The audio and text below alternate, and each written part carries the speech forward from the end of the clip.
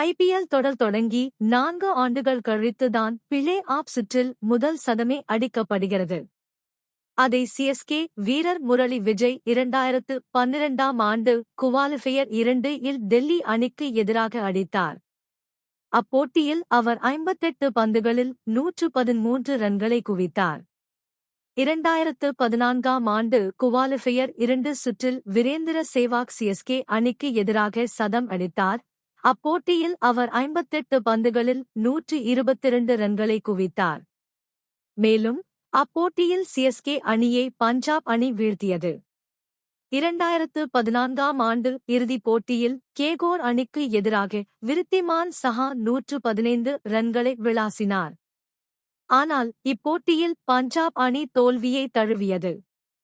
2018ஆம் ஆண்டு சன்ரைசர்ஸ் ஹைதராபாத் அணிக்கு எதிராக ஷேன் வாட்சன் சதம் விளாசினார்.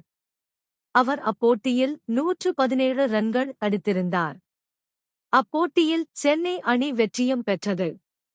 RCBக்கு சார்பாக பிளே ஆஃபில் சதம் அடித்த முதல் வீரர் ரஜத் பட்டிதார்தான்.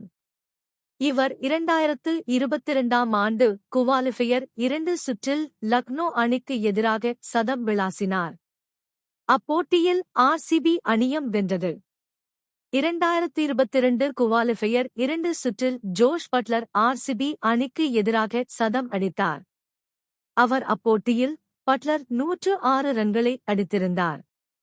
2023 குவாலிஃபயர் 2 சுற்றில் மும்பை இந்தியன்ஸ் அணிக்கு எதிராக சுப்மன் கில் 129 ரன்களை விளாசினார்.